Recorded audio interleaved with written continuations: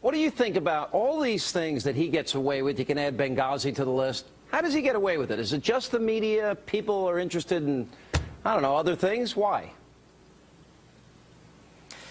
Well, first of all, if everything's so swimmingly going along here, why do we need all these programs? He should have just said, America's in great shape, good night. And he didn't do that because it's a joke.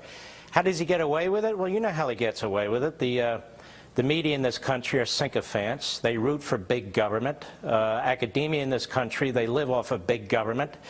And of course, the Democrat Party has been hijacked by the radical left. There are no more moderate conservative Democrat politicians. They're a bunch of 1960s retreads, or worse. That's how he gets away with it. So the problem for me, though, is when you listen to him, I'm focusing on jobs, he's destroying jobs. I'm focusing on the debt, he's ballooning the debt. Everything he focuses on, he destroys. So you got to hope he's not going to focus on you. I hope so. All right, let me ask you this. I thought the big story of the night was the Republican response, Marco Rubio. And we'll get into this later as the program unfolds, Mark, but they're making a big deal. The Drudge Report has a headline, Watergate 2013. And it's interesting, you know, I've given speeches, you've given speeches. I take a sip of water when I'm giving a speech. I have my water right here, my Poland Springs right there. I take drinks while I'm on the air. But that's their focus because I think the substance was so good. Now let's look at Barack Obama. This was put out by the AP. It's also on the Drudge Report. Let's see, Obama taking a sip during a speech, Hillary taking a sip during a speech, Marco Rubio taking a sip during the speech, and you got 4,000 Google alert articles about Marco Rubio. What do you make of that? Well, Obama takes a cigarette drag when nobody's looking, and, you know, Clinton's hanging out when the interns when nobody's looking. I think this is stupid. I watched the Rubio speech, and I thought it was the greatest reply to a State of the Union speech I ever saw, and the substance was unbelievable. He laid out the conservative principled case and applied it to what's going on today in our society, but he also laid out what Obama was doing in no uncertain terms and what the future looks like with either path. This Rubio is a superstar. He was excellent.